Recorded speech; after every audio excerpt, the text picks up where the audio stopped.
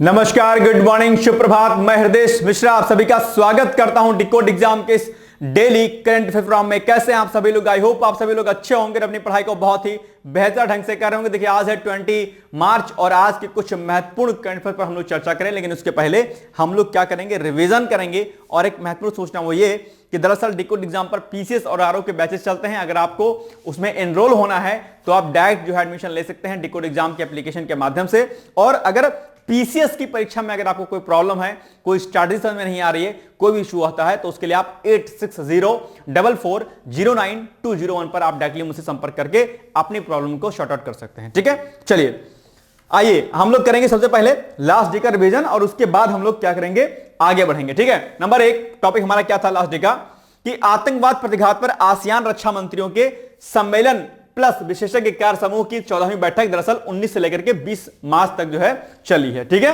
ध्यान दीजिएगा। इसके अलावा प्रधानमंत्री नरेंद्र मोदी ने 17 मार्च को राष्ट्रीय राजधानी नई दिल्ली में भू राजनीति और भू आर्थिक पर केंद्रित 3 दिवसीय सम्मेलन, जिसको हम लोग क्या बोलते हैं, रायसीना डायलॉग के जो है 10वें संस्करण का उद्घाटन किया गया है। और कल हमने आपसे कहा था कि ये जो रायसीना डायलॉग है ये आपके एग्जाम के लिए क्या है, बहुत जरूरी है, इसको आप लोग पढ़ लीजिएगा। राइट, चलिए इसके अलावा भारतीय अंतरिक्ष अनुसंधान संगठन के अध्यक्ष वी नारायण ने बताया कि केंद्र सरकार ने चंद्रयान 5 मिशन को मंजूरी दे दी है, जो कि आपके एग्जाम के लिए क्या है, बहुत जरूरी है, ध्यान दीजिएगा। ठीक है, चलिए आगे।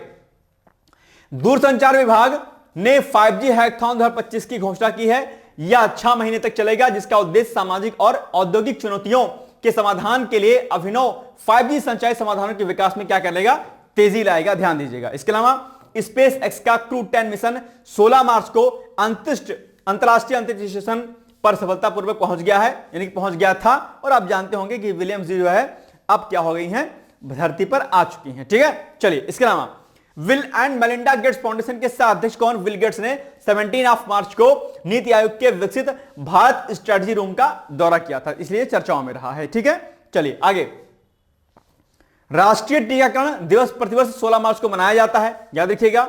और पीएम मोदी और मॉरिशस के प्रधानमंत्री नवीन चंद्र राम गुलाम ने मॉरिशस के रेडुइट में अटल बिहारी वाजपेयी लोक सेवा एवं नवाचार संस्थान का संयुक्त रूप से उन्होंने क्या किया गया है, उन्होंने उद्घाटन किया है इसका। ठीक है, यही फैक्ट आपके लिए जरूरी था। अब हम आते हैं आज के प्रश्न पर, यानी कि कल हमने जो आपसे प्रश्न पूछा था कि बताओ भारतीय राष्ट्रीय कांग्रेस की स्थापना कब हुई थी। 1985 में स्थापना इसकी होती है, आप सभी लोग जानते होंगे। ठीक है, ए इज द राइट आंसर। चलिए अब आज का पहला टॉपिक है हमारा, प्रधानमंत्री इंटर्नशिप योजना के लिए एक मोबाइल एप्लीकेशन लॉन्च किया गया है। ठीक है, यह जरूरी है। और प्रधानमंत्री इंटर्नशिप योजना आप जानते होंगे 18 से लेकर के 24 साल तक के उम्र के स्टूडेंट्स के लिए है, जिन्होंने अपना +2 या 10th कर लिया है। उनको भारत सरकार अलग अलग प्रतिष्ठानों में स्किल्स प्रदान करेगी, कौशल प्रदान करेगी। ठीक है, ट्रेनिंग देगी उनको, और ट्रेनिंग के दौरान उनको 5,000 रुपए प्रतिमाह दिया जाएगा। इसके अलावा बाकी खर्चे के लिए 6,000 रुपए की एक मुफ्त राशि दी जाएगी। और जब वो इंटर्नशिप पूरी कर लेंगे तो उनको फिर अलग अलग जगहों पर उनको जो है भेजा जाएगा कार्य करने के लिए, यानी कि ये युवाओं को सशक्त करने का एक बहुत बड़ा माध्यम है अपने आप में। ठीक है, तो ये अभी चर्चाओं में रहा है। इसके लिए एक एप्लीकेशन को अभी हाल ही में जो वित्त मंत्री हैं निर्मला सीतारमण जी, इन्होंने दरअसल एक ऐप को लॉन्च किया है। ठीक है, तो मोटे तौर पर मैंने आपको इसको बता दिया है। ठीक है, चलिए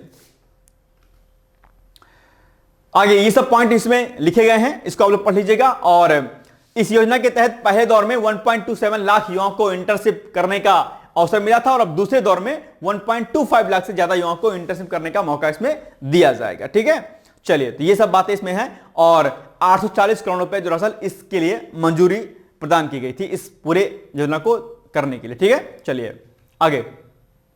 पात्र जो आवेदक है, अच्छा 18 से 24 नहीं है, 21 से 24 है। ठीक है, 21 से 24 वर्ष जो है इसकी उम्र होनी चाहिए, न्यूनतम जो इसकी उम्र होनी चाहिए। ठीक है, और 10th और 12वीं जो उन्होंने उत्तीर्ण कर लिया हो। ठीक है, बाकी ये सब पॉइंट ऑलरेडी हमने आपको बता दिए, तो इसको आप लोग पढ़ लीजिएगा। और ये जो अभ्यर्थी होंगे, ये जो स्टूडेंट्स होंगे या ये जो युवा होंगे, इनको क्या मिलेगा, इसके साथ ही इनको प्रधानमंत्री जीवन ज्योति बीमा योजना और प्रधानमंत्री सुरक्षा बीमा योजना के तहत बीमा कवरेज भी प्रदान किया जाएगा। तो अगर आपकी एज 21 से 24 साल की है, अगर आपको भारत सरकार की तरफ से इंटर्नशिप, जिसको हम लोग ट्रेनिंग बोलते हैं इन शॉर्ट फॉर्म, अगर सरकार की तरफ से अगर आपको ट्रेनिंग करनी है तो उसके लिए आप इसमें आवेदन कर सकते हैं। आप ट्रेनिंग 5-6 महीना जितने दिन होगी वो ट्रेनिंग कीजिएगा। ट्रेनिंग के दौरान आपको 5,000 रुपए प्रति माह दिया जाएगा, और उसके बाद फिर आपको आपके स्किल के अकॉर्डिंग आपको जो है इंडस्ट्रीज में नौकरी प्रदान की जाएगी। बहुत अच्छी योजना है अपने आप में ये, आप लोग डेफिनेटली इसको कर सकते हैं, ठीक है, कोई दिक्कत नहीं इसमें। चलिए अब बताइए आप लोग प्रश्न, निम्नलिखित कथनों में कौन सा या से कथन सही है? नंबर 1, केंद्रीय वित्त मंत्री एवं कॉर्पोरेट मामलों की मंत्री निर्मला सीतारमण ने 17 मार्च को नई दिल्ली स्थित नए संसद भवन में प्रधानमंत्री इंटर्नशिप योजना के लिए एक मोबाइल एप्लीकेशन को लॉन्च किया। बिल्कुल सही बात है। दूसरा, प्रधानमंत्री इंटर्नशिप योजना के लिए पात्र आवेदक की आयु 21 से 24 साल होनी चाहिए। बिल्कुल सही बात है, यही एज लिमिट होनी चाहिए। तो ये आपका दोनों कथन क्या हो जाएगा? सही हो जाएगा, यानी कि सी इज द राइट आंसर। कोई दिक्कत? चलिए आगे। विश्व उपभोक्ता अधिकार दिवस, ये अपने आप में इंपॉर्टेंट है, ठीक है, क्योंकि कंज्यूमर के राइट्स इंपॉर्टेंट होते हैं, तो उनके अधिकारों को संरक्षित करने के लिए, उनके अधिकारों को जो है लोगों को जागरूक करने के लिए विश्व उपभोक्ता अधिकार दिवस मनाया जाता है। अपने आप में बड़ा अच्छा दिवस है अपने आप में, क्योंकि कई बार क्या होता है कि हम अलग अलग कंपनियों के द्वारा, अलग अलग शॉपकीपर्स के द्वारा हम ठगे जाते हैं, तो आपके राइट्स का वायलेशन ना हो, इसके लिए दरअसल वैश्विक स्तर पर इस दिवस का जो है आयोजन किया जाता है। तो विश्व उपभोक्ता अधिकार दिवस हर साल 15 मार्च को दरअसल मनाया जाता है। उपभोक्ता अधिकारों और संरक्षण को बनाए रखने की याद दिलाता है ये। और अगर हम इस बात की करते हैं कि दरअसल इस वर्ष का जो थीम है वो क्या है, तो थीम है इस बार का अस्थायी जीवन शैली के लिए एक उचित बदलाव, ठीक है। तो ये इस बार की थीम है, इसको आप लोग पढ़ लीजिएगा अच्छी तरीके से, इंपॉर्टेंट है। अच्छा, एक चीज मैं आपको और बता दूं कि आपको ये राइट है, ठीक है, क्या राइट है आपको कि आप किसी भी जो है होटल से या किसी भी अन्य जगह से आप सैंपल को कलेक्ट कर सकते हैं। फॉर एग्जांपल, आप किसी होटल पे जाते हैं, आपको लगता है यार ये वाली मिठाई खराब है, या कहीं में किसी भी प्रोडक्ट को अगर आपको लगता है कि एक चीज खराब है, या जो प्रावधान उसमें किए गए हैं कि ये इंग्रेडिएंट इसमें मिले हुए हैं, अगर आपको लगता है कि यार ये चीज फेक है, तो आप उसका सैंपल ले सकते हैं और उपभोक्ता फोरम जा सकते हैं, वहां पर उचित कार्रवाई की जाएगी, ठीक है। तो कोई दिक्कत नहीं है, आप किसी भी जगह से कोई भी सैंपल किसी प्रोडक्ट का ले सकते हैं, उसकी जांच आप लैब में करवा सकते हैं, ठीक है, ये आपका राइट है, ठीक है। अगर कोई शॉपकीपर कोई सामान आपको देता है तो उस पर उचित दंडात्मक कार्रवाई की जा सकती है, ठीक है, ये आपके राइट है, इसको आप लोग जानिएगा।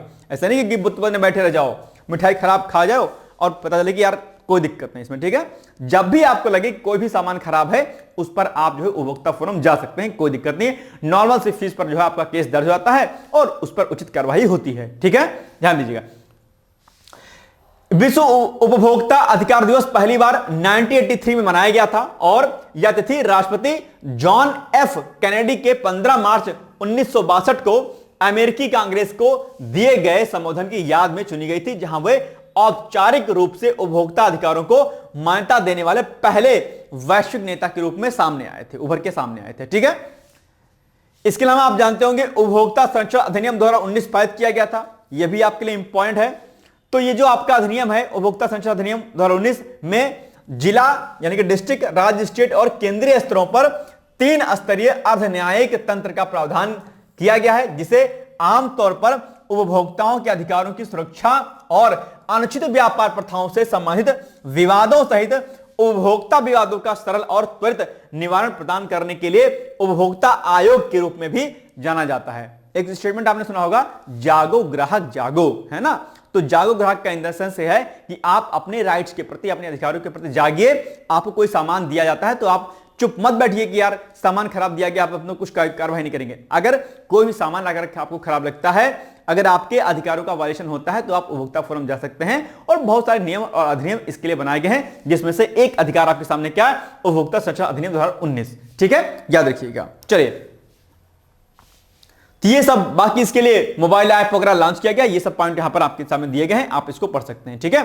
कि उपभोक्ता मामले विभाग जागो ग्राहक जागो ऑनलाइन पोर्टल और हाल ही में लॉन्च किए गए मोबाइल एप्लीकेशन के माध्यम से उपभोक्ता की ऑनलाइन गतिविधियों के दौरान सभी यूआरएल के बारे में आवश्यक, ठीक है, आवश्यक ई कॉमर्स जानकारी प्रदान करता है, ठीक है। तो ये सब चीजें हैं जिसके बारे में आपको जानकारी होनी चाहिए ताकि आपके अधिकारों का वायलेशन ना होने पाए, ठीक है। चलो, अब बताओ कि विश्व उपभोक्ता अधिकार दिवस कब मनाया जाता है। अभी जस्ट हमने आपको बताया कब, 15 मार्च यानी कि 15 मार्च को मनाया जाता है। तो अब देखो 15 मार्च कहां पर है, अच्छा ये 2 बार हो गया है, आप चाहें तो इसको कर लीजिएगा, किसी एक को 13 कर लीजिए, ठीक है। तो ये 2 बार हो गया है, ये तो ये 15 मार्च हो गया, तो D is the right answer. इसको 13 मार्च कर लीजिएगा, 2 बार हो गया ये, ठीक है, 13 मार्च, ठीक है, बस हो गया ऑप्शन सही, ठीक। चलिए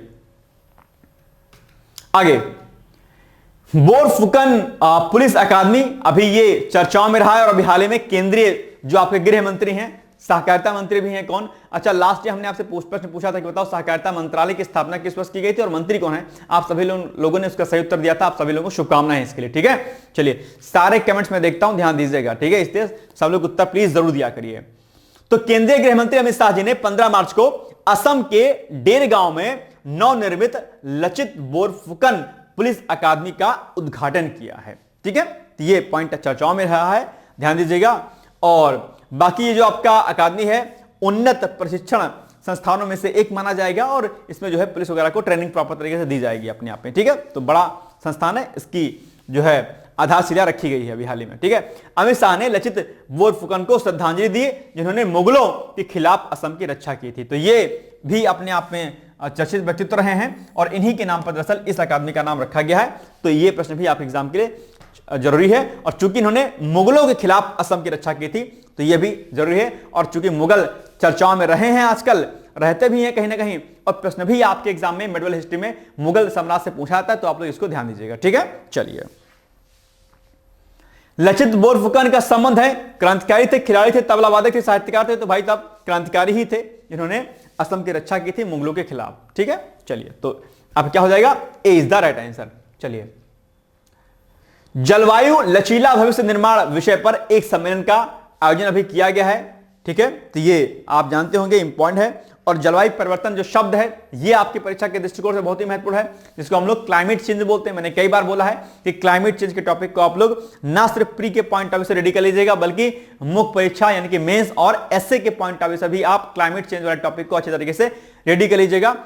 क्लाइमेट चेंज हो गया, ग्लोबल वार्मिंग हो गया, ओजोन डिप्लीशन हो गया आपका, ठीक है। इसके अलावा आपका ज्वालामुखी हो गया, इसके अलावा आपका जो है भूकंप हो गया। ये सब कुछ ऐसे टॉपिक हैं जो आपके लिए बहुत महत्वपूर्ण होते हैं। इन पर सब पर जो है आप लोग प्री मेंस, ठीक है, इंटरव्यू, एसए, इन सभी के पॉइंट ऑफ से आप लोग नोट्स अच्छी तरीके से बना लीजिएगा। बहुत महत्वपूर्ण टॉपिक हैं, इन पर प्रश्न एक ना एक पूछता ही पूछता है किसी भी रूप में आपसे, ठीक है। तो ये सारे टॉपिक आप लोग को रेडी कर लेने हैं। चलिए, केंद्रीय पर्यावरण, वन एवं जलवायु परिवर्तन मंत्रालय, हार्वर्ड विश्वविद्यालय, यूएसए के 2 संस्थानों के सहयोग से 19 से लेकर के 22 मार्च, ठीक है, 19 से 22 मार्च 2025 को नई दिल्ली के भारत मंडपम में भारत 2047 जलवायु लचीला भविष्य निर्माण विषय पर एक सम्मेलन का आयोजन किया जा रहा है। ये इंडिया 2047 क्यों लिखा है भाई साहब? क्योंकि भारत के विकसित बनने का लक्ष्य 2047 ही रखा गया है, ठीक है, इसलिए। चलिए, Lakshmi Mittal and family South Asia institute और हार्वर्ड विश्वविद्यालय यूएसए में Salata institute for climate and sustainability इस कार्यक्रम के आयोजन भागीदार हैं। ये दोनों नाम आपको क्या करने हैं? याद रखने। इनके बारे में प्रश्न आपके एग्जाम में पूछा जा सकता है, ठीक है। यह कार्यक्रम अनुकूलन में प्रमुख चुनौतियों की पहचान करने और जलवायु लचीले भारत 2047 के लिए क्षेत्र स्तर पर नीतियों, कार्यक्रमों और कार्यवाही के संदर्भ में भारत की प्रतिक्रिया को बेहतर बनाने का दरअसल क्या करेगा? काम करेगा, ठीक है। तो ये पॉइंट कुछ थे, जरूरी थे, बाकी आप लोग इसको पढ़ लीजिएगा अच्छे तरीके से। अब आप बताइए कि हाल ही में ये जो जलवायु लचीला भविष्य निर्माण विषय पर जो ये सम्मेलन है, इसका आयोजन कहां पर किया गया है? तो नई दिल्ली में किया गया। बहुत ही आसान सा इसका उत्तर है, डी वाला आपका क्या हो जाएगा? एग्जैक्ट उत्तर आपका हो जाएगा, ठीक है। चलिए आगे, होलबर्ग पुरस्कार, ये भी चर्चाओं में रहा, लेकिन इसके पहले मैं आपको सूचना दे दूं कि डिकोड एग्जाम के माध्यम से पीसीएस और आरओ की तैयारी कराई जाती है, आप सभी लोग जानते होंगे। और पीसीएस में 12,000 प्लस प्रश्नों के माध्यम से टेस्ट सीरीज कराई जाती है, आप लोग उसको भी कर सकते हैं, ठीक है। और अगर पीसीएस की कोई स्ट्रैटेजी अगर आपको चाहिए कि भाई कैसे हम पीसीएस की तैयारी करें, ठीक है, या टेस्ट सीरीज कैसे ज्वाइन करें, या पीसीएस की मुख्य परीक्षा का जो हम लोग प्रोग्राम चला रहे हैं उसमें आपको पार्टिसिपेट करना है, तो उसके लिए आप जो है सीधे मेरे से कांटेक्ट कर सकते हैं, जिसके लिए नंबर मैं आपको यहां पर मेंशन कर दे रहा हूं 860440, ठीक है, 09201। इस पर आप डायरेक्टली मुझसे जो है संपर्क करके जो है कोई भी क्वेरी पीसीएस या यूपीएससी से रिलेटेड ले सकते हैं। अगर आरओ में भी कोई प्रॉब्लम है तो भी आप मुझसे बात कर सकते हैं, ठीक है। 8604409201। पीसीएस का बैच अभी रन कर रहा है हमारे यहां पर। पीसीएस का बैच आप लोग ले सकते हैं, जो कि आपके एग्जाम के लिए बहुत जरूरी है। पीसीएस में हम लोग 3 प्रकार के प्रोग्राम चला रहे हैं। पीसीएस में एक हमारी टेस्ट सीरीज चल रही है, ठीक है, प्री की, ये बहुत इंपॉर्टेंट है, इसमें 12,000 प्लस प्रश्नों को कराया जा रहा है, ठीक है। एक टेस्ट सीरीज हमारी मेंस की चल रही है, ठीक है, जहां पर हम लोग डेली मुख्य परीक्षा का आंसर राइटिंग प्रैक्टिस कराते हैं, और एक हमारा पीसीएस का फाउंडेशन कोर्स चल रहा है, ठीक है। इसमें दरअसल हम लोग प्री प्लस मेंस और इंटरव्यू की तैयारी, तीनों स्तर की तैयारी कराते हैं। यहां पर टेस्ट सीरीज आपका, प्री की टेस्ट सीरीज, मेंस की test series, daily answer writing practice आपका, डेली क्विज आपका, ठीक है, पर्सनल मेंटरशिप गाइडेंस आपको, ठीक है, बाइलिंगुअल फॉर्म में आपको नोट्स, वीडियो लेक्चर्स, सब कुछ आपको प्रोवाइड कराया जाता है। तो पीसीएस रिलेटेड कोई भी कोर्स की जानकारी लेनी है तो आप इस नंबर पर संपर्क मुझसे कर सकते हैं, ठीक है। बाकी आरओ के कोर्सेज भी चल रहे हैं, आप उसके लिए भी डायरेक्टली मुझसे बात कर सकते हैं, ठीक है। चलिए, तो न्यूज क्या थी, होलबर्ग पुरस्कार अभी ये चर्चाओं में रहा है। तो हाल ही में कोलंबिया विश्वविद्यालय की प्रोफेसर कौन है, गायत्री चक्रवर्ती, जो कि भारतीय मूल की हैं। तो ठीक है, तो गायत्री चक्रवर्ती स्पिवाक ने होलबर्ग पुरस्कार 2025 जो है जीता है इस बार, ठीक है। चर्चाओं में रही है, इसलिए इनके बारे में आप लोग क्या, होलबर्ग प्राइज, ये भी चर्चाओं में रहा है। चलिए, उन्हें यह पुरस्कार साहित्य सिद्धांत और दर्शन शास्त्र में उनके बेहतरीन काम के लिए दिया गया है, और इस पुरस्कार के तहत 5,40,000 की राशि प्रदान की जाती है। और इन्होंने शिक्षा के क्षेत्र में व्यापक स्तर पर काम किया, खासकर उन लोगों के लिए काम किया जो समाज की मुख्यधारा से पिछड़े हुए हैं, समाज के मुख्यधारा में जुड़े हुए नहीं हैं। उनके इन साहित्यिक कार्य के लिए, सामाजिक कार्य के लिए दरअसल इस पुरस्कार को, जिसका नाम क्या है, होलबर्ग पुरस्कार है, उसको दिया गया है, ठीक है। गायत्री चक्रवर्ती स्पिवाक के बारे में अगर जाने, लेकिन उसके पहले जान लीजिएगा कि यह जो पुरस्कार है दरअसल यह मानविकी, समाज, कानून और धर्म से जुड़े शोध के लिए दरअसल दिया जाता है, ठीक है। तो सामाजिक स्तर पर उन्होंने बदलाव लाने का काम किया, इसके लिए दरअसल इनको जो है यह पुरस्कार दिया गया है। अगर बात हम लोग गायत्री चक्रवर्ती स्पिवाक की करते हैं तो इनका जन्म 1942 को कोलकाता में हुआ था, और इनकी प्रारंभिक परीक्षा भी वहीं पर दरअसल हुई थी, कहां पर, कोलकाता विश्वविद्यालय से, ठीक है। चलिए, उन्होंने एजुकेशन फील्ड में व्यापक स्तर पर काम किया, खासकर जो पिछड़े समुदाय होते हैं उनके लिए। होलबर्ग पुरस्कार के बारे में अगर हम बात करते हैं तो होलबर्ग पुरस्कार एक अंतरराष्ट्रीय पुरस्कार है, ठीक है, जो नॉर्वे सरकार के द्वारा कला, मानविकी, सामाजिक विज्ञान, कानून और धर्मशास्त्र में उत्कृष्ट कार्य करने के लिए, या तो इन क्षेत्रों में से किसी एक में यह अंतः विषय कार्य के माध्यम से उत्कृष्ट विद्वानों को प्रतिवर्ष जो है दिया जाता है, यानी कि वार्षिक रूप से दिया जाता है, ठीक है। इस पुरस्कार की शुरुआत की अगर हम बात करते हैं तो 2003 में नॉर्वे सरकार के द्वारा की गई थी, जो कि आपके लिए क्या है, इंपॉर्टेंट है। और इस पुरस्कार का नाम डेनिश नॉर्वेजियन लेखक और शिक्षाविद लुडविग होलबर्ग के नाम पर जो है इसको रखा गया है। तो ये आपके लिए जरूरी था, और चूंकि इंटरनेशनल प्राइज है अपने आप पे, तो निश्चित तौर पर यह जरूरी है, और चूंकि भारतीय मूल की महिला को मिला है तो निश्चित तौर पर यह आपके एग्जाम के जरूरी हो जाता है, ठीक है। अब आप लोग बताइए प्रश्न कि निम्नलिखित कथनों में कौन सा ऐसे कथन सही नहीं है, रॉन्ग स्टेटमेंट आपसे पूछा है, ठीक है। पहला, होलबर्ग पुरस्कार एक अंतरराष्ट्रीय पुरस्कार है जो नॉर्वे सरकार के द्वारा कला, मानविकी, सामाजिक विज्ञान, कानून और धर्मशास्त्र में उत्कृष्ट कार्य के लिए दिया जाता है। बिल्कुल सही बात है, इसमें तो कोई दिक्कत नहीं है, तो ठीक है, इसको कर लीजिए आप क्या, टिक राइट। दूसरा, इस पुरस्कार की शुरुआत वर्ष 2010 में होती है नॉर्वे सरकार के द्वारा। नहीं भाई साहब, 2010 में नहीं होती है, 2003 में होती है। ये क्या है आपका, रॉन्ग है, 2003 कर दीजिएगा, यानी कि आपका दो वाला कथन क्या है, रॉन्ग है। और आपसे क्या पूछा है, आपसे पूछा है कौन सा कथन सही नहीं है, यानी कि आपसे रॉन्ग स्टेटमेंट पूछा है। तो रॉन्ग कौन सा है, केवल दो है आपका, एक तो सही है। तो आप देखो कूट में केवल दो कहां पर है, तो बी वाले ऑप्शन में है, यानी कि B is the right answer. कोई दिक्कत यहां पे, चलिए आगे बढ़ते हैं हम लोग। Lakshmi Mittal and family South Asia institute और हार्वर्ड विश्वविद्यालय यूएसए में Salata institute for climate and sustainability, ठीक है, ये अभी चर्चाओं में रहा है। हालांकि इसको हमने ऑलरेडी अभी करा दिया है, इसका हमने व्याख्या करा दी, लेकिन चूंकि अभी ये चर्चाओं में रहा है तो हमने इसको सोचा कि एक बार क्यों ना आपको दोबारा से इसको हम लोग करा देते हैं, ठीक है। तो अभी इसका आयोजन आप जानते होंगे कि 19 से लेकर के 22 मार्च 2025 तक इसका आयोजन किया गया है, ठीक है। और दरअसल इसमें जो मेन पॉइंट समझने वाली है वो दो चीजें हैं, ठीक है। बाकी तो अभी हमने लास्ट पीपीटी में इसको कराया हुआ है, लेकिन इसमें एक चीज देखिएगा कि ये जो सम्मेलन है 4 दिनों तक की अवधि में आयोजित किया जाएगा, जिसमें कई तकनीकी सत्रों के साथ कई ब्रेकआउट सत्र होंगे, जिनमें निम्नलिखित विषयों के अंतर्गत अनुकूलन और लचीलेपन पर ध्यान केंद्रित किया जाएगा। ये 4 विषय कौन से हैं? नंबर 1 है आपका जलवायु विज्ञान यानी कि क्लाइमेटोलॉजी और जल एवं कृषि पर इसके प्रभाव, स्वास्थ्य यानी कि हेल्थ, कार्य यानी कि वर्क और निर्मित पर्यावरण। ये 4 टॉपिक हैं, इस पर बेस्ड जो है दरअसल ये सम्मेलन किया जाएगा।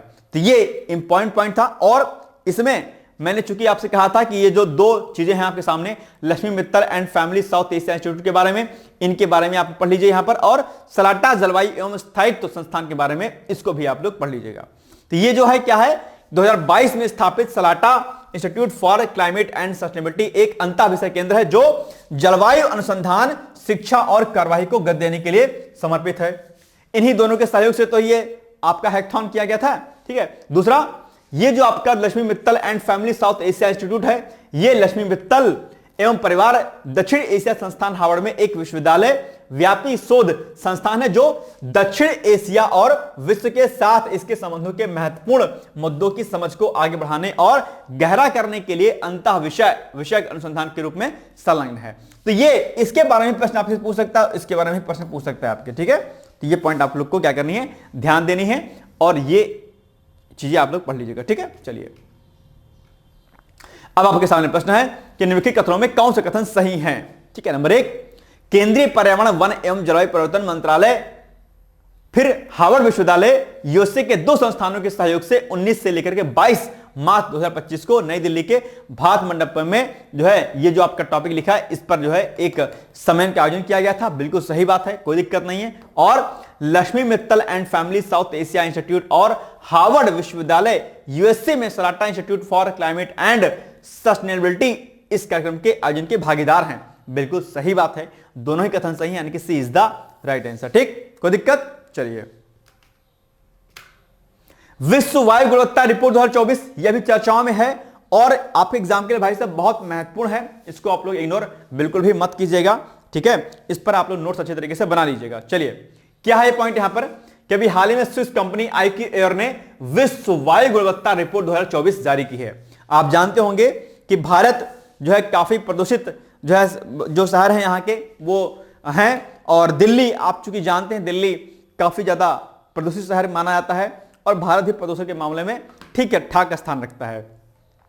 आप जानते होंगे भारत में तेजी के साथ में पॉपुलेशन बढ़ रहा है, अर्बनाइजेशन भी बढ़ रहा है। भाई सिंपल सी बात है, अगर पॉपुलेशन होगा तो अर्बनाइजेशन होगा, या यूं समझ लीजिए कि अगर पॉपुलेशन होगा तो क्या होगा, डिमांड बढ़ेगी, वस्तुएं चाहिए, आवश्यकताएं बढ़ेंगी और आवश्यकताओं की पूर्ति करने के लिए इंडस्ट्री लगेगी, औद्योगिकरण होगा। ठीक है, और अगर औद्योगिकरण होगा तो सिंपल सी बात है कि औद्योगिकरण के फलस्वरूप क्या होगा, शहरों का निर्माण होगा, क्योंकि लोग गांव से शहर की तरफ जाएंगे, वहां पर काम करेंगे और इससे क्या कहते हैं एक वर्क कल्चर का चेंज होगा और वहां पर शहरों का निर्माण होगा। तो पॉपुलेशन से डिमांड बढ़ेगी, डिमांड से इंडस्ट्री बढ़ेगी, इंडस्ट्री से अर्बनाइजेशन होगा, शहरीकरण होगा, और शहरीकरण से विभिन्न प्रकार के जो है चूंकि इंडस्ट्री से भी अलग अलग प्रकार की गैसें निकलेंगी, अर्बनाइजेशन जब होगा तो वहां पर भी अलग अलग प्रकार की गतिविधियां होंगी, वहां पर फिर ट्रांसपोर्टेशन बढ़ेगा, वहां से भी जहरीली गैसें निकलेंगी और ऐसे में क्या होगा, ग्लोबल वार्मिंग यानी ग्रीन हाउस गैसेस बढ़ेंगी तो ग्लोबल वार्मिंग होगी और बहुत प्रकार की चीजें सामने आपको देखने को मिलेंगी, जिससे एयर क्वालिटी जो आपका होगा क्या होगा, खराब हो जाएगा। तो ये सब चीजें आपके लिए जानना जरूरी है। और आइए देखते हैं कि इस रिपोर्ट में क्या कुछ भारत के संदर्भ में कहा गया है। चलिए, इस रिपोर्ट के अनुसार विश्व की सबसे प्रदूषित राजधानी दिल्ली है और ये कई सालों से भाई साहब बरकरार है अपने आप पे। ठीक है, इतना खतरनाक है, खैर क्या कर सकते हैं इसके लिए, लेकिन फिर भी भारत विश्व का 5वां सबसे अधिक प्रदूषित देश है, 5वां सबसे अधिक जो प्रदूषित देश है। ठीक है, इस रिपोर्ट के आधार पर, जिसका औसत वायु गुणवत्ता सूचकांक यानी कि एयर क्वालिटी इंडेक्स 50.6 माइक्रोग्राम प्रति घन मीटर है। तो यह भी आप पॉइंट ध्यान रखिएगा। दुनिया के 20 सबसे अधिक प्रदूषित शहरों में 13 शहर भारत के हैं, यानी कि ग्लोबली 20 सिटी ऐसी हैं जो सबसे अधिक क्या है, पॉल्यूटेड हैं, ठीक है, प्रदूषित हैं। लेकिन उनमें से 20 उन जो है जगहों में से जो 20 सिटी हैं आपके, 20 शहर हैं वो भारत, सॉरी 13 जो शहर हैं वो किसके हैं, वो आपके भारत के हैं। 20 में से 13 स्थान आपके भारत के हैं। ये अपने आप में एक चिंताजनक बात है। कई बार मैं कहता हूं कि आप लोग विकास नहीं बल्कि विनाश कर रहे हो, जिसको हम लोग विकास कह रहे हैं दरअसल वो क्या है, विनाश कर रहे हैं हम लोग। ठीक है, इसीलिए सस्टेनेबल डेवलपमेंट का जो है कॉन्सेप्ट आया। ठीक है, संपोषित संधारणीय विकास का कॉन्सेप्ट आया, जो कि क्या कहता है कि हमें वर्तमान की जरूरतों को पूरा करना है लेकिन भविष्य की जरूरतों को ध्यान में रखते हुए, यानी कि हमें कुछ इस प्रकार का विकास नहीं करना है कि ताकि हम भविष्य में जो है सब कुछ खत्म हो जाए। ठीक है, तो ये सब आप बात ध्यान रखिएगा। और सस्टेनेबल डेवलपमेंट प्रश्न भी आप एग्जाम में पूछा आता है और इसमें एक फैक्ट आपके एग्जाम में खूब पूछा आता है, जिसको हम लोग क्या कहते हैं, एसडीजी गोल्स कहते हैं। आप सुने नहीं सुने हैं, जानते होंगे क्या एसडीजी गोल्स, ठीक है, एसडीजी गोल्स। तो कितने से एसडीजी गोल हैं? 17 एसडीजी गोल हैं और 17 के 17 भाई साहब आपको तैयार होने चाहिए। मैंने कई बार ये आपको टास्क दिया है कि 17 एसडीजी जो गोल्स हैं वो आपके जुबान पर पूरी तरीके से याद होने चाहिए। हर हाल में एक प्रश्न यहां से पूछता है। अगर आपको याद है तो शुभकामनाएं हैं, नहीं याद है तो याद कर लीजिएगा। और सस्टेनेबल डेवलपमेंट यानी कि संपोषी संधारणीय जो विकास है, इस पर भी प्रश्न आपके एग्जाम में खूब पूछा जाता है, तो इसको भी आप लोग नोट कर लीजिए। ये आज आपका टास्क है कि आप होमवर्क वाली कॉपी में इसको पूरा करिएगा, ठीक है। चलिए आगे बढ़ते हम लोग।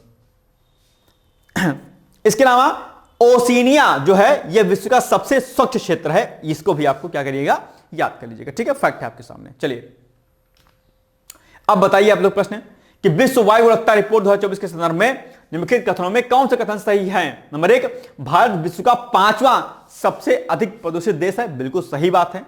और दुनिया के 20 सबसे अधिक प्रदूषित शहरों में से 13 शहर जो किसके हैं? भारत देश के हैं। यह भी चिंताजनक बात है। तो दोनों कथन आपके लिए क्या है? सही हैं। इस हिसाब से आपका सी वाला कोड क्या हो जाएगा? सही हो जाएगा, यानी कि सी इज द राइट आंसर, क्योंकि 1 और 2 दोनों कथन क्या है आपके लिए? सही हैं, ठीक है। चलिए, अंतरराष्ट्रीय भारतीय फिल्म अकादमी यानी कि जिसको हम लोग क्या बोलते हैं? IIFF बोलते हैं, आईफा अवार्ड या पुरस्कार 2025, यह भी चर्चाओं में रहा है। इसका आयोजन हाल ही में किया गया था और इसमें एक मूवी है लापता लेडीज, उसको सबसे ज्यादा जो है क्या मिले हैं? पुरस्कार मिले हैं। लापता लेडीज शायद आप लोगों ने देखी होगी मूवी, अगर नहीं देखी तो देख लिया, ठीक है, देख लेना।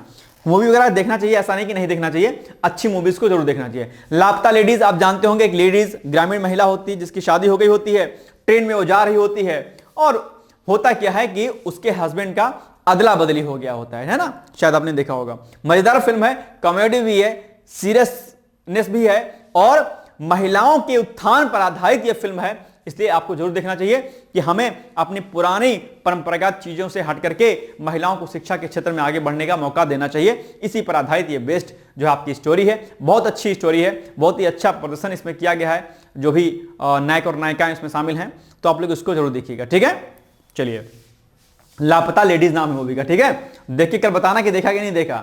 चलिए, तो अंतरराष्ट्रीय भारतीय फिल्म अकादमी पुरस्कार 2025 का आयोजन अभी हाल ही में जयपुर में किया गया है और लापता लेडीज ने 10 पुरस्कार जीते, जिनमें सर्वश्रेष्ठ फिल्म, सर्वश्रेष्ठ निर्देशक किरण राव, सर्वश्रेष्ठ अभिनेत्री नितांशी गोयल और सर्वश्रेष्ठ सहायक अभिनेता रवि किशन भी शामिल हैं। इस प्रकार यह समारोह में सबसे अधिक पुरस्कार पाने वाली फिल्म बन गई है। इसमें रवि किशन को दिखाया गया है, तो रवि किशन पहले तो क्या कहते हैं, जेवरात के चक्कर में रहते हैं, लेकिन बाद में जो है पुलिस की ईमानदारी को दिखाते हुए जो है पढ़ने का मौका देते हैं और पूरे जेवरात को वापस कर देते हैं। बड़ा अच्छा रोल रवि किशन ने भी इसमें निभाया हुआ है। आप लोग इस मूवी को जरूर देखिएगा, ठीक है। चलिए, सर्वश्रेष्ठ निर्देशक कौन है? किरण राव, लापता लेडीज के, जो कि हमने आपको यहां पर बता दिया है, ठीक है। अब कुछ चीजें आप यहां पर और देख लीजिएगा। सर्वश्रेष्ठ अभिनेता कार्तिक आर्यन है, भूल भुलैया 3 के लिए इनको मिला है। सर्वश्रेष्ठ अभिनेत्री नितांशी गोयल है लापता लेडीज के लिए। नकारात्मक भूमिका में सर्वश्रेष्ठ प्रदर्शन राघव जुएल किल फिल्म के लिए है और सहायक भूमिका में सर्वश्रेष्ठ प्रदर्शन पुरुष में रवि किशन लापता लेडीज के लिए। और IIFF पुरस्कार हिंदी सिनेमा के लिए एक वार्षिक पुरस्कार समारोह है, यह भी आपको जानना क्या है, जरूरी है। और ये जो फैक्ट यहां पर हमने दिए हैं, इसको आप लोग क्या करिएगा, अच्छी तरीके से रेडी कर लीजिएगा, ठीक है। सबसे पहले जो आपका आईफा समारोह है वो 2000 में, वर्ष 2000 में यूनाइटेड किंगडम के लंदन में दरअसल इसको आयोजित किया गया था, ठीक है, याद रहेगा पॉइंट। चलिए आगे बढ़ते हैं हम लोग। आईफा पुरस्कार 2025 के अंतर्गत निम्नलिखित में से किस फिल्म को सबसे अधिक पुरस्कार मिले? तो सिंपल सी बात है, लापता लेडीज को, यानी कि option number B is the right answer. कोई दिक्कत? चलिए, पीएम युवा 3.0 ये अभी चर्चाओं में रहा है, तो केंद्रीय शिक्षा मंत्रालय ने पीएम युवा 3.0 लॉन्च किया है और इस योजना का उद्देश्य 30 वर्ष से कम उम्र के युवा और नवोदित लेखकों को प्रशिक्षित करना है। क्या है इसका मेन उद्देश्य है, ठीक है। कार्यान्वयन जो इसकी एजेंसी है वो नेशनल बुक ट्रस्ट है, ये आपके लिए इंपॉर्टेंट है, ठीक है। इसको आप लोग क्या करिएगा, रेडी कर लीजिएगा। मैंने कई बार कहा है कि जो कार्यान्वित जो एजेंसी होती है, मंत्रालय होता है, उसके बारे में अक्सर प्रश्न आपके एग्जाम में पूछा जाता है, ठीक है। इस योजना के तहत 50 लड़कों का चयन इसमें जो है इसमें किया जाएगा और चयनित पुस्तकों को,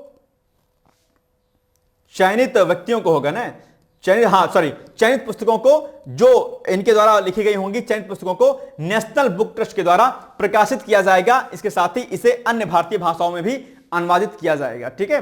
तो ये अपने आप में एक बड़ी अच्छी पहल है, आप लोग इसमें पार्टिसिपेट कर सकते हैं। ठीक है, अब बताइए आप लोग कि पीएम 3.0 के संदर्भ में निम्नलिखित कथनों में कौन सा जैसे कथन सही है? नंबर 1, केंद्रीय शिक्षा मंत्रालय ने पीएम युवा 3.0 लॉन्च किया है। बिल्कुल सही बात है, कोई दिक्कत नहीं है। ठीक है, इस योजना का उद्देश्य 30 वर्ष से कम उम्र के युवा और नवोदित लेखकों को प्रशिक्षित करना है। तो आप भी अगर लेखक हैं, अगर चीजें आप लिखते हैं, पुस्तक लिखते हैं, तो आप इसमें पार्टिसिपेट कर सकते हैं 30 वर्ष से अगर कम उम्र के हैं तो। ठीक है, चलिए कूट की सहायता से सही उत्तर का चयन कीजिए। तो भैया दोनों कथन सही हैं, यानी कि सी इज द राइट आंसर, कोई दिक्कत इसमें आपको नहीं होनी चाहिए। ठीक है, चलिए अस्त्र मिसाइल, यह चर्चाओं में भी रहा है, डीआरडीओ ने बनाया है इसको हाल ही में। तो हाल ही में एरोनॉटिक्स डेवलपमेंट एजेंसी ने अस्त्र मिसाइल का सफलतापूर्वक क्या कर लिया है? परीक्षण कर लिया है, इसीलिए क्या है ये चर्चाओं में है, ध्यान दीजिएगा। ठीक है, यह डीआरडीओ द्वारा विकसित और एयर टू एयर मिसाइल है, यानी कि ये हवा से हवा में मारक क्षमता वाली क्या है ये मिसाइल है अपने आप में। और अस्त्र एक बियॉन्ड विजुअल रेंज वर्ग की हवा से हवा में मार करने वाली जो है मिसाइल है, प्रणाली है, जिसे लड़ाकू विमानों पर स्थापित करने के लिए बनाया गया। रेंज इसकी हम बात करते हैं तो 80 से लेकर के 110 किलोमीटर तक इसकी क्या है? रेंज है, यानी कि 110 किलोमीटर तक इसकी मारक क्षमता है अपने आप में। ठीक है, तो ध्यान दीजिएगा, इंपॉर्टेंट फैक्ट है आपके लिए। इसके अलावा अब आप लोग बताइएगा इस पर प्रश्न कि अस्त्र मिसाइल को किसके द्वारा विकसित किया गया है? इसरो, डीआरडीओ, नासा, इनमें से कोई नहीं, डीआरडीओ की द्वारा इसको विकसित किया गया है, जिसका सफलतापूर्वक अभी हाल ही में परीक्षण कर लिया गया है। ठीक, चलिए अब एक आपके सामने टॉपिक है hockey India Balbir Singh senior पुरस्कार।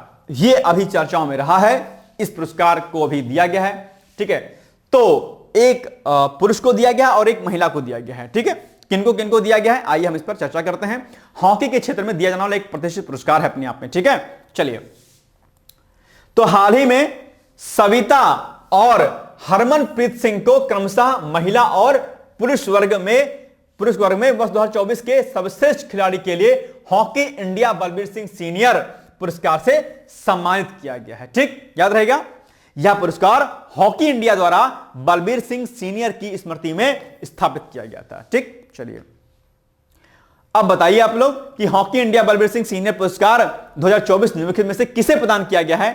तो हरमनप्रीत सिंह या मनप्रीत सिंह या सुविंदर सिंह, या इनमें से कोई नहीं, तो हरमनप्रीत सिंह, यानी कि ऑप्शन नंबर ए। ये पुरुष वर्ग में इनको प्रदान किया गया है। और महिला वर्ग में कौन है भैया? महिला वर्ग में सविता जी हैं। ठीक है, इनको दिया गया है। ठीक है, तो दोनों नाम आपको याद रखना है, महिला वर्ग में सविता को और पुरुष वर्ग में हरमनप्रीत सिंह को जो है यह पुरस्कार दिया गया है, याद रहेगा। चलिए अब आज का अभ्यास प्रश्न है, इसका उत्तर आपको देना है कि निम्न में से कौन सा पादप हार्मोन है?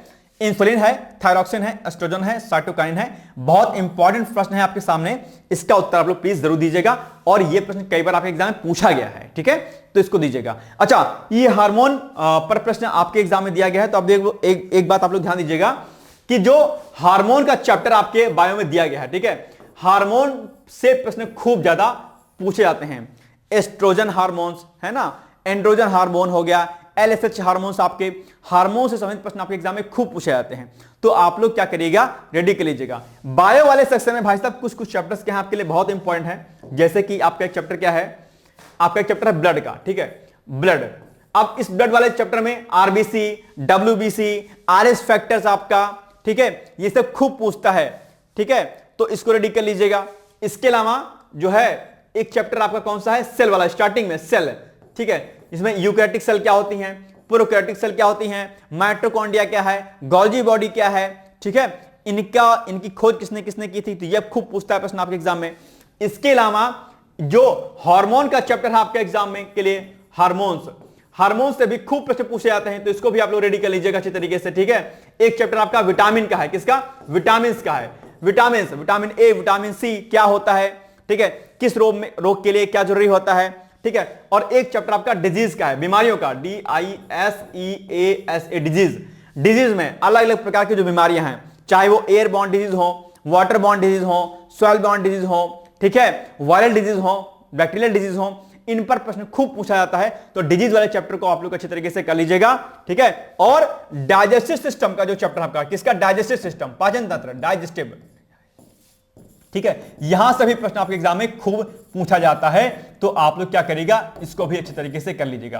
तो ये कुछ चैप्टर हैं जो आपके एग्जाम में खूब पूछे जाते हैं, इसको आप लोग को क्या करना है, रेडी कर लेना, यानी कि विटामिन, डिजीज आपका, ठीक है, सेल वाला चैप्टर आपका, डाइजेस्ट सिस्टम में आपका चाहे वो आपका लंग्स हो, इंटेस्टाइन हो, किडनी हो, ठीक है, कौन सी बड़ी जो आपकी ग्लैंड है, कौन सी सबसे छोटी ग्लैंड है, ठीक है, कौन सा हार्मोन क्या कहते हैं, कौन सा अम्ल कहां से निकलता है, क्या होता है, तो ये सब खूब ज्यादा आपके एग्जाम में पूछे जाते हैं, तो इसको आप लोग अच्छे तरीके से क्या करिएगा, रेडी कर लीजिएगा। बायो वाले सेक्शन में बायो एक ऐसा टॉपिक है, विषय है जहां पर आप अच्छे नंबर को गेन कर सकते हैं, ठीक है। बायो को रेडी कर लीजिएगा अच्छे तरीके से साइंस में, और बायो के बाद फिजिक्स तैयार कर लीजिएगा, और फिजिक्स के बाद केमिस्ट्री तैयार कर लीजिएगा, ठीक है। चलिए आगे बढ़ते हैं हम लोग। एक टाइम टेबल का एक मैं सोच रहा हूं कि मैं आप लोग के लिए जो है बना दूं एक वीडियो, जहां पर आरओ और पीसीएस का टाइम टेबल बता दूंगा कि किस तरीके से आपको पढ़ाई करना है, ठीक है। तो अगर इस पर आपको वीडियो चाहिए तो एक बार कमेंट करके बता दीजिएगा कि सर हाँ मुझे जो है आरओ की और पीसीएस के टाइम टेबल पर एक वीडियो चाहिए कि किस तरीके से आपको कैसे कैसे पढ़ना है, ठीक है। तो आप लोग कमेंट करिएगा तो मैं उस पर वीडियो बना दूंगा। चलिए आगे बढ़ते हैं हम लोग। अब आपके लिए सोचना है, जो कि मैंने अभी थोड़ी देर पहले बताया था, लेकिन फिर से बता दे रहा हूं आपको कि हम लोग पीसीएस के लिए 2-3 कोर्स चला रहे हैं। एक कोर्स हमारा पीसीएस का 12,000 प्लस प्रश्नों का टेस्ट है, पीसीएस में क्या, पीसीएस के लिए जो प्री का हमारा टेस्ट है, उस प्री में हम लोग क्या कर रहे हैं, 12,000 प्लस प्रश्नों को हम लोग करा रहे हैं, जिसमें दैनिक रूप से एक टॉपिक आपको दिया जाएगा, उससे संबंधित 25 प्रश्न आपको करने होंगे।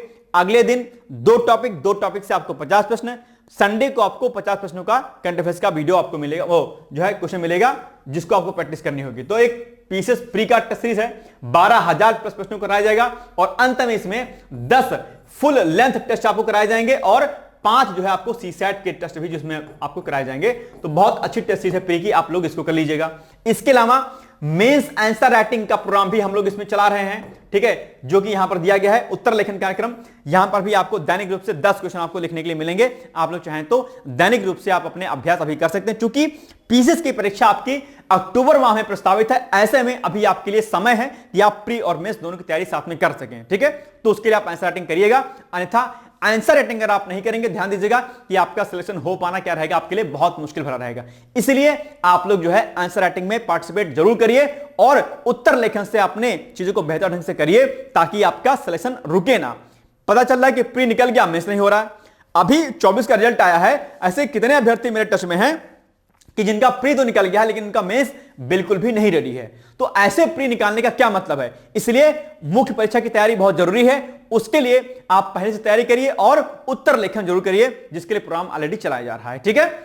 इसके अलावा पीसीएस का फाउंडेशन कोर्स हमारे यहां पे चल रहा है, जहां पर आपको प्री की तैयारी, मेंस की तैयारी, इंटरव्यू की तैयारी, प्री का पीवाईक्यूज, मेंस का पीवाईक्यूज, प्री की टेस्ट सीरीज, मेंस की टेस्ट सीरीज, डेली आपको प्री का क्विज, डेली मुख्य परीक्षा की आंसर प्रैक्टिस, ये सारी चीजें आपको कराई जाएंगी, और मेंटरशिप दी जाएगी, प्रॉपर आपको गाइडेंस भी आपको प्रॉपर जो है दिया जाएगा। तो ये भी आप लोग के लिए क्या है, जरूरी है, इस पर भी आप लोग विशेष तौर पर इसको ध्यान दीजिएगा, ठीक है। ये कुछ सूचना थी जो आपको देनी थी। बाकी आरओ के कोर्सेज भी हमारे यहां पे चल रहे हैं डिकोड एग्जाम के एप्लीकेशन के माध्यम से, वहां पर भी आप एडमिशन ले सकते हैं, और इन सभी के लिए आप चाहें तो 8604409201 पर आप डायरेक्टली मुझसे बात कर सकते हैं और किसी भी कोर्स में एडमिशन ले सकते हैं। या फिर अगर पीसीएस की तैयारी में कोई प्रॉब्लम आती है, चाहे 2024 का आप मेंस दे रहे होंगे, उसमें भी आप मुझसे डायरेक्टली बात कर सकते हैं कि सर अभी 24 के लिए हमें क्या कुछ करना चाहिए, ठीक है। तो ये आप इस नंबर पर डायरेक्टली आप मुझसे बात कर सकते हैं, या आरोग्य तैयारी में अगर कोई दिक्कत होती है तो उसके लिए भी आप मुझसे बात कर सकते हैं, ठीक है।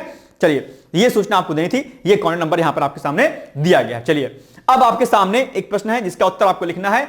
जो कॉपी आपने दूसरी वाली बनाई होगी, ठीक है, मैंने क्या कहा आपसे कि 2 कॉपी आपको बनानी है, एक जिसमें मैं आपको टास्क देता हूं, और एक कॉपी आपको मुख्य परीक्षा पीसीएस की बनानी है, जहां पर आपको उत्तर लेखन कार्यक्रम करना है, ठीक है। तो जहां पर मैं आपको डेली एक प्रश्न देता हूं, तो भारत के विजन विजन 2047 के संदर्भ में भारत चीन संबंधों की क्या भूमिका है, चर्चा कीजिए। यानी कि जो हमारा लक्ष्य 2047 तक का है भारत का, ठीक है, उसमें दरअसल जो चीन और भारत का संबंध है, क्या यह जरूरी है विकसित भारत को बनाने के लिए, इस पर आप अपना लेख लिखिएगा, यानी कि अपने उत्तर को लिखिएगा। कोई प्रॉब्लम होगी तो मुझसे संपर्क कर लीजिएगा, ठीक है। ये हो गया हमारा आज का इंपॉर्टेंट वीडियो। कल मिलेंगे हम लोग एक नए वीडियो के साथ, एक नए लेक्चर के साथ। तब तक आप लोग पढ़ते रहिए, मस्त रहिए। अभी एक चीज मैंने और सोची है कि अभी चूंकि 2024 की परीक्षा लगी हुई है, तो उसमें मैं सोच रहा हूं कि मेंस के कुछ टॉपिक को मैं आपको बता दिया करूं वीडियो के माध्यम से, तो इस पर भी हम लोग चर्चा करेंगे, और एसए को भी हम लोग थोड़ा सा कुछ करके क्या करेंगे, ठीक है। बाकी मिलेंगे हम लोग कल, तब तक आप लोग पढ़ते रहिए, मस्त रहिए, व्यस्त रहिए। All the best and thank you so much, bye bye. Take care. दोस्तों, क्या आप पीसीएस अधिकारी बनना चाहते हैं? यदि हाँ, तो डिकोड एग्जाम लेकर आया है यूपी पीसीएस फाउंडेशन कोर्स 2025। यह एक ऑल इन वन कोर्स है जिसमें प्रीलिम्स मेंस दोनों ही परीक्षाओं के लिए वीडियो लेक्चर, एनसीईआरटी और standard books based bilingual notes उपलब्ध कराया जा रहा है। इस कोर्स में प्री और मेंस के सभी प्रीवियस ईयर क्वेश्चंस पेपर भी वीडियो लेक्चर के माध्यम से कोर्स में सम्मिलित होंगे। साथ ही साथ में कोर्स का कंटेंट गुणवत्तापूर्ण होने के साथ ही साथ एग्जाम ओरिएंटेड है, जिससे कोर्स लेने वाले स्टूडेंट्स को कोई भी बाहरी पुस्तक या नोट्स पढ़ने की आवश्यकता न पड़े। इस कोर्स में प्रीलिम्स और मेंस के टेस्ट सीरीज तथा आंसर राइटिंग प्रोग्राम भी शामिल है, जिसके साथ ही साथ टेलीग्राम ग्रुप में रेगुलर टॉपिक वाइज टेस्ट कराए जाएंगे। इसके साथ ही सीसेट, निबंध तथा सामान्य हिंदी की अतिरिक्त कक्षाएं भी चलाई जाएंगी तथा हमारे कोर्स से परीक्षा में सफल होकर इंटरव्यू देने वाले विद्यार्थियों को इंटरव्यू की भी तैयारी कराई जाएगी और अंतिम परिणाम कुछ भी हो, पूरी फीस उन्हें रिवार्ड के स्वरूप जो है वापस कर दी जाएगी तथा अगले बैच में उन्हें निःशुल्क प्रवेश प्रदान किया जाएगा। उल्लेखनीय है कि डिकोड एग्जाम एक संस्थान के रूप में 5 वर्ष के अपने सफल कार्यकाल में अब तक 55 से अधिक विद्यार्थियों को विभिन्न परीक्षाओं में अंतिम सफलता दिलाने में अपना सफल योगदान दे चुका है। इस कोर्स की फीस 15,000 रुपये निर्धारित की गई है, लेकिन पहले प्रवेश लेने वाले 100 विद्यार्थियों को 3,000 रुपये की विशेष छूट दी जा रही है। और अधिक जानकारी के लिए हमारे संस्थान के नंबर 6307495944 पर संपर्क करें।